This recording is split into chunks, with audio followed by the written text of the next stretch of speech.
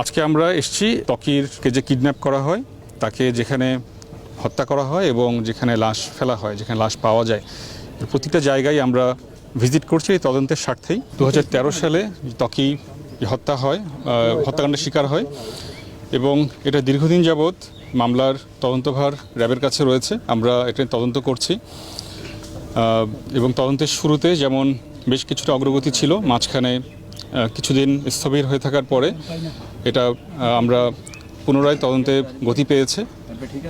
এর অন্যতম প্রধান কারণ হচ্ছে আমরা র্যাব হেডকোয়ার্টার্সের সহায়তা পাচ্ছি। র্যাব হেডকোয়ার্টার্সের তদন্ত শাখা এবং গোয়েন্দা শাখা তাদেরও আমাদের ব্যাটালিয়নকে সহায়তা করছেন এবং আমরা নেসেসারি গাইডলাইন পাচ্ছি।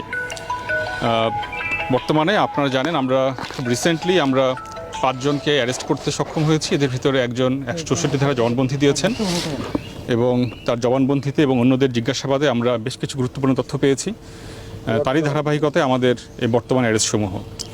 যাকে আমরা নিয়ে এসেছি তিনি বেসিক্যালি আমাদের এখানে আটক আছেন, তিনি রিমান্ডে আছেন। আমরা তাকে সহায়তা করছেন, আমাদের বিভিন্ন জায়গা দেখিয়ে দিচ্ছেন।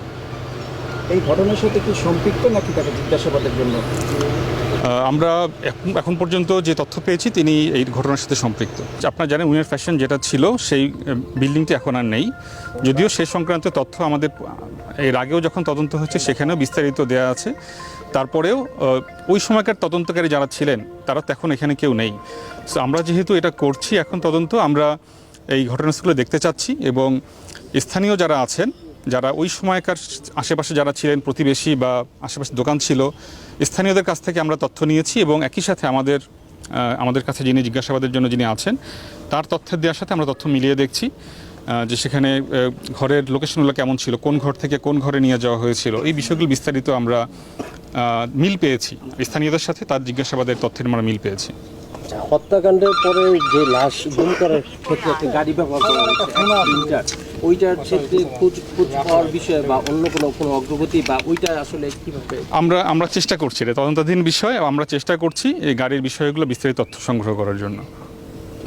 164-এ জবানবন্দি এবং প্রাথমিক জিজ্ঞাসাবাদে মূল যে পরিকল্পনাকারী হত্যাকারী এরকম কারো নাম কি এখনো প্রাথমিকভাবে জানা গেছে? এটা আসলে তদন্তাধীন বিষয়, আমরা এই বিষয়ে এখনই কিছু বলতে চাচ্ছি না। বিস্তৃত তদন্ত শেষে আমরা জানাবো আপনাদের। যিনি তদন্ত অফিসার আছেন তিনি আমাদের সাথে রয়েছেন এবং তারা সহকারীও যারা রয়েছেন তারা আমরা সবাই মিলেই আমরা লোকেশনগুলো দেখছি।